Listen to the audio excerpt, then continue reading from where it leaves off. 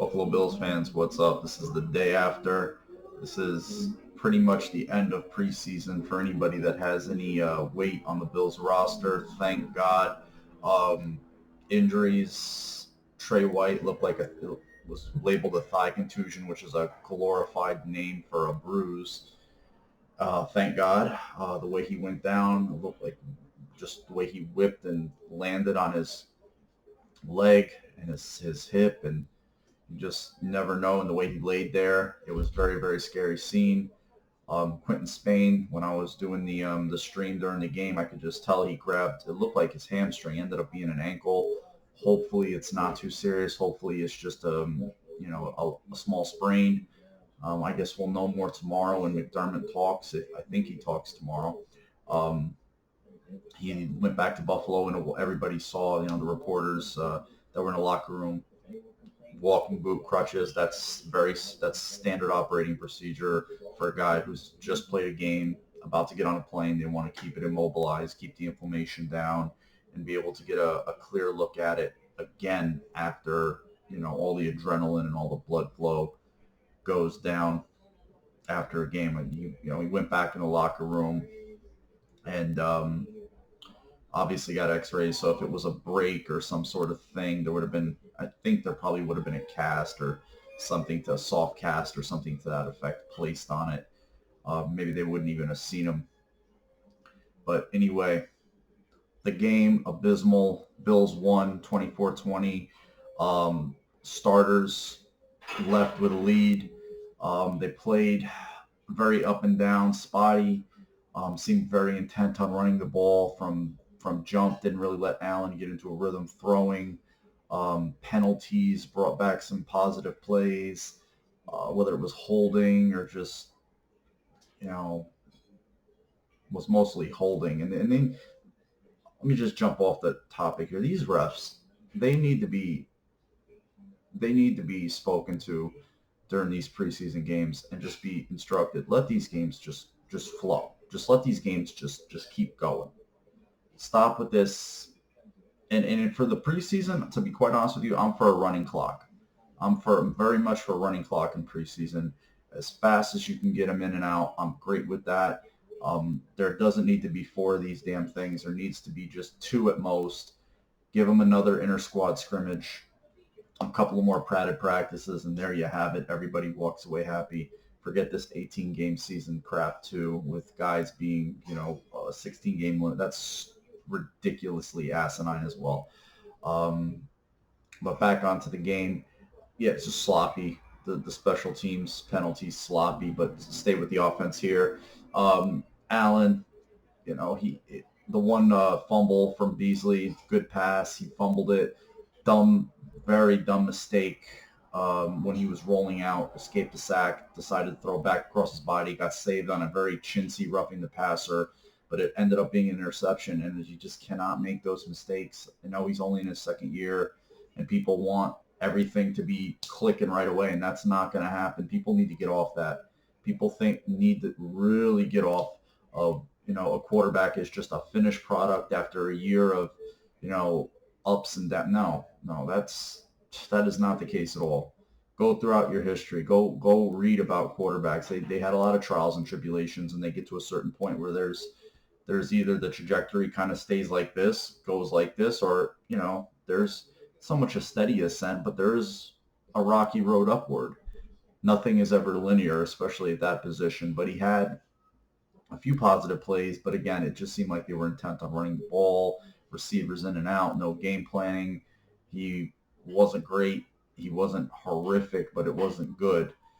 Tommy Sweeney didn't play much that I saw. They didn't really feature any of the tight ends. Jason Kroom was in pads. He was dressed, but he didn't see him out there. Dawson Knox played. Didn't get any chances to catch passes. Just seemingly was blocking on the line. Maybe they want to get him up to speed doing that. First, they seem to want to do that with the line. They just wanted them to, get acclimated to more run blocking.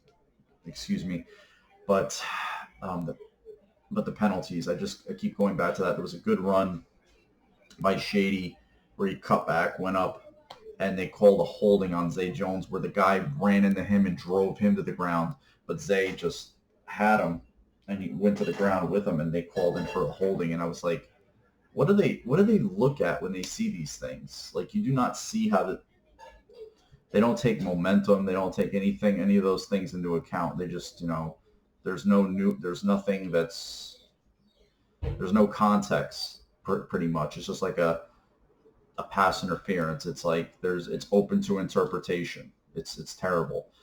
But yeah, the offense, the rotations of things, the running back rotation was interesting. It seemed like once, there was another one that looked like it could be serious, but he's so tough. He's been in the league so long, Frank Gore.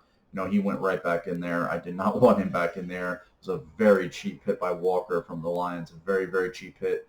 He knew Gore was going out of bounds. Gore was over almost 2 yards out of bounds, and he still went low on him. And Bill sideline went right after him. Josh Allen, Mitch Morse, a few other guys, they got hit.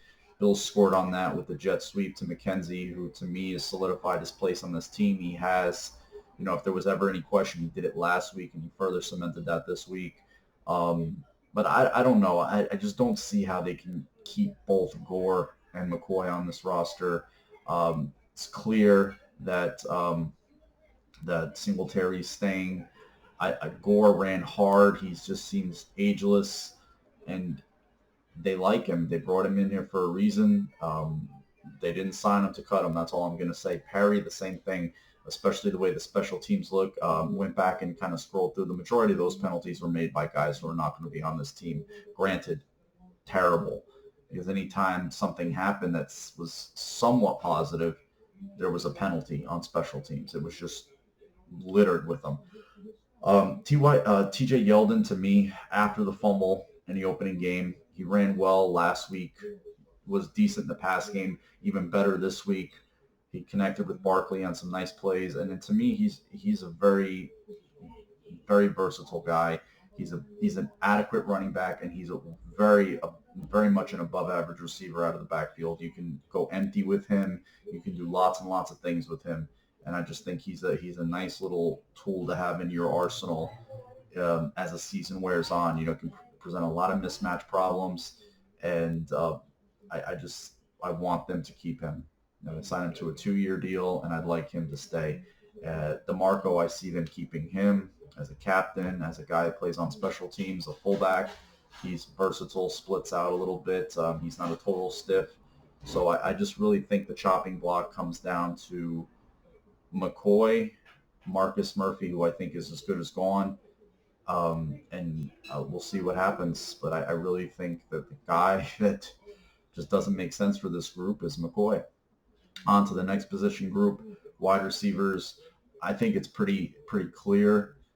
There's a lot of talk. I mean, even for me, I'm thinking like, wow, Duke Williams looks good. He looks good. He's making plays. He's doing that, big physical thing that none of the other receivers really bring at this point, but tend to overinflate these preseason performances sometimes, especially from back end of the roster guys in the second halves of games against guys who are not going to be in this league themselves. So I think it's going to be the group that is pretty much the consensus group of Beasley, John Brown, Zay Jones, Robert Foster, Andre Robertson, Isaiah McKenzie. I think that's going to be the 6 guys that are going to make this team. But if Duke Williams finds his way on the roster, would it shock me? No, but again, it's not like he's a rookie or a second-year player. He's 27, 28 years old. Not saying he can't make an impact. I'm just saying there's context there. You have to always go back to get caught up in the plays, but you know what? I can only go by what he's given. He's played well in his opportunity. He's gotten a lot of chances, and we'll see what they do with him. A guy who's clearly played his way off this team is Ray McLeod. He's not good enough. You can't trust him in punt return. He's a little sketchy. He ran one back pretty tough, but it got called back on a hold.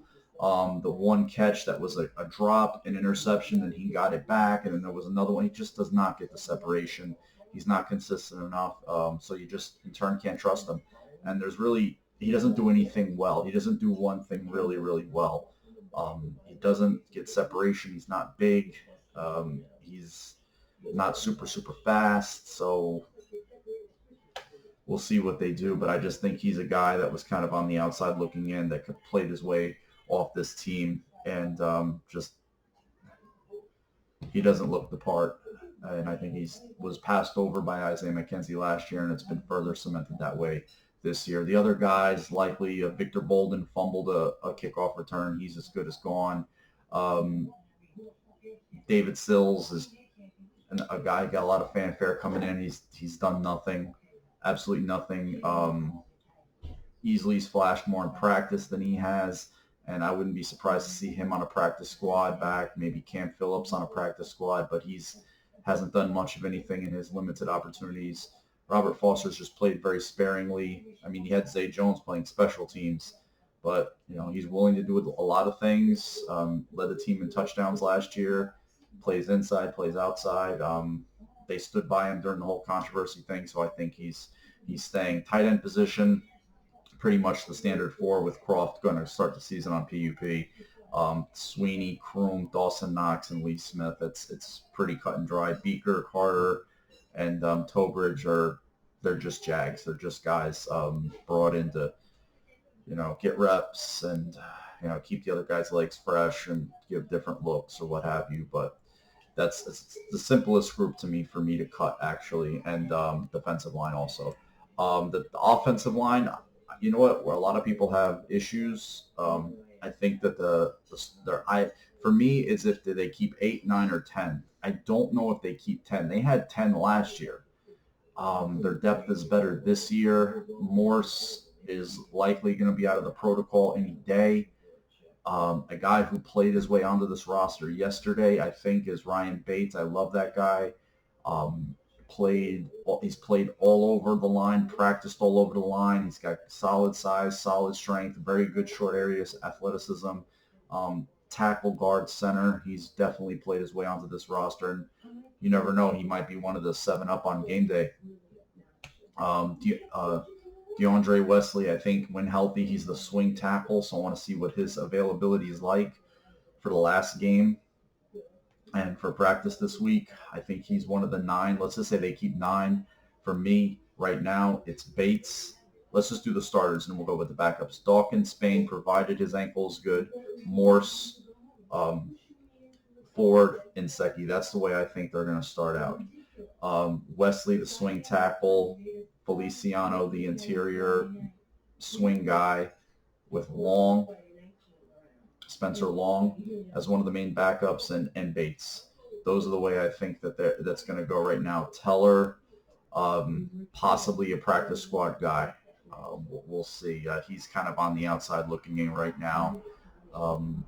Hasn't really taken a spot. Didn't run with a spot when he was given the opportunities. I like his nasty. I like his physicality, but we'll see how they feel about him in the next week or so. But to the defensive line, pretty simple, cut and dry. I think, firmly believe, like a lot of people do, Darryl Johnson's played his way onto this team. He's passed over, to me, even Mike Love. Definitely passed over Eddie Yarborough, who was passed over by Mike Love. It's just going to be interesting to see how many ends they keep, and if they add a defensive tackle in there, another big body. They had Robert Thomas kind of fill that role loosely last year, but didn't. He got hurt. They released him, put him on the practice squad. And I'll tell you this right now before I go any further. That 9th overall waiver claim spot, they're going to use that. They will be using that. You'll see another body or two that is not on this team right now be brought in that could possibly be on the 46 game day and on the 53, obviously. And you can bank on that, whether it's O-line depth, D-line depth, what have you. And I think you could always use help in the secondary. You could always use another linebacker at the back end, but it's a pretty simple group to cut. We all know the guys that are going to stick.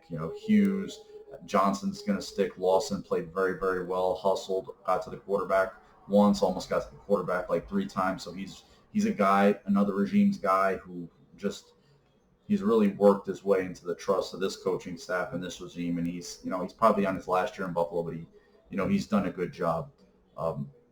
Starr, Murphy, Oliver, Harris, Phillips, and that's it right now. Again, because Lorenzo plays end, he plays all over, he plays on the defensive line and rush and pass down situations.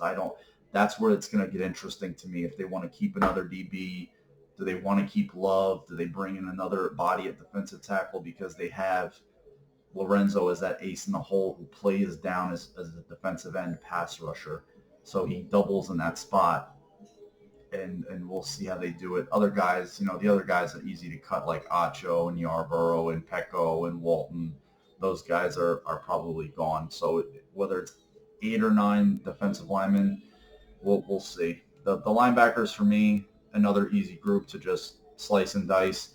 Zoe, Edmonds, Voshawn Joseph, Matt Milano, Julian Stafford, and Corey Thompson are the 6 I'm keeping.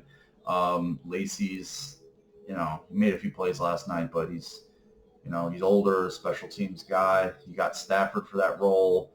Stafford's the main backup at middle linebacker, so I'm good there. Tyrell Dodson's has practice squad written all over him. Mo Alexander hasn't done much of anything. And yeah, that's pretty much it. Corey Thompson's really athletic. He's young. He's put on a little weight this offseason, lean mass. And Voshawn Joseph looks like a pretty athletic guy you can develop on special teams and hopefully in the base defense. But he offers a lot of athleticism, and he lays the wood when he hits something. So pretty easy group to cut. The secondary now is going to be interesting. Guys like we know, we'll just keep it simple to start the main 5 with Trey White, Terrion Johnson, Levi Wallace, who's locked and sealed his place as the other corner opposite Trey White. I don't know why that was a question with the way he played last offseason, undrafted free agent, the way he's continued to play this preseason and in the practices. Granted, he needed to get a little stronger, a little more physical, but he's looked nothing like an undrafted free agent. Really nice find from Bean and his staff. Poyer and Hyde. So that's 5. I definitely think, with the play he made last night and just the way he is, Jaquan Johnson, I think he sticks. Kurt Coleman, I think sticks. That's 7. Kevin Johnson, main backup, I think he sticks. That's 8. Saran Neal going to take over that big nickel, that role that Raphael Bush had. So that's 9. Now I think they're probably going to keep anywhere between 10 to 11 DBs. And those 2 spots provided he's out of the concussion protocol and can play a little bit. They seem to like him. He seemed to pass over some guys.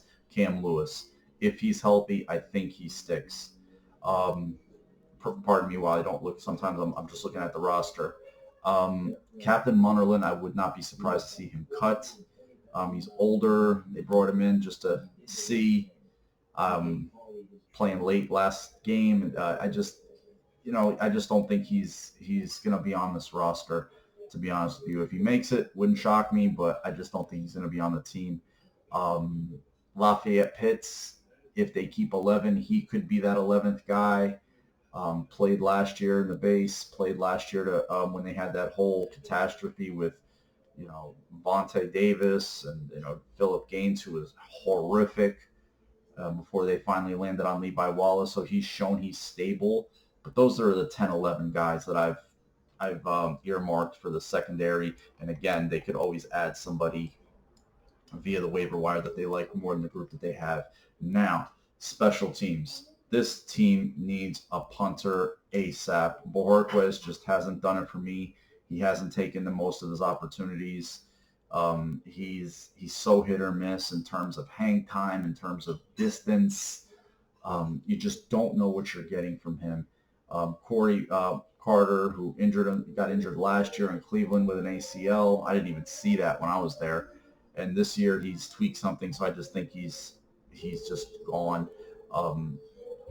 Hauschka settled everything down last night, hit all of his PATs, all of his kicks. He looked good. I don't know if McLaughlin kicked last night, so if he kicked one of those PATs or field goals, let me know. I'll go back and look. Ferguson's a long snapper, but this team needs a punter. The Patriots just released Ryan Allen. Go sign Ryan Allen, left-footed punter, steady guy, played excellent in the Super Bowl, pinned the the Rams down inside the 20, inside the 5 so many times. It was like 3 or 4 times he hit just beautiful punts. And they need consistency. They need a guy with that's going to give them hang time, going to give them a chance to get down in coverage and make some plays. So there you have it. I just cut the roster. And again, there's going to be a few faces that are not here right now that will end up on this team. Mark my words. But as far as the game goes, I mean, just talking about the game, it was just so, it was just something you enjoy seeing the team out there on the field playing, but you just in that situation you just hate it at the same time. So it's just such a weird gamut of emotions that type of game puts you through, that third preseason game where your starters are going to get run through a lot longer than they had been in the previous 2 games. And I was under the impression that they weren't going to be pushed that long, and they were. But thankfully, it doesn't look like any of the couple of injuries that they got are serious injuries. Still waiting on Span, like I said before, but everybody else came out clean, and we'll see tomorrow in practice how everything's going. Let me know what you think, Bills fans. All the stuff that happened, where they're going to go with the roster. Christian Wade, a guy that everybody was, just going nuts for, because the way he was explosive the few times he touched the ball, did not play at all last night. Again, I just think he's destined for that glorified practice squad role. I just don't see him making this team at all. People just need to get off of that. Um, it wasn't, again, people are making a lot about reps and stuff. Next week, to me, well, I believe it's Thursday. This coming Thursday, everybody just plays one, so everybody gets equal time to go into the regular season. This upcoming Thursday, to me, is going to tell me a lot of who's playing in the second half of these games. Whether it's a veteran or rookies, what have you. That's the telltales. Like, okay, these guys are likely gone. But all right, Bills fans, have a good one. Take care. Thanks for everybody who came into the stream and watched with me a little bit last night. That's really cool. Get to watch the game together and comment and talk about the game together. It's always fun to do that. And one of the main reasons I started this. I really appreciate you guys. Go Bills. And hopefully we'll get some good news on Spain. Looks good on Trey White. So they came out, I guess, all things considering, as good as possible. All right, Bills fans, have a great one. Take care. Enjoy your weekend.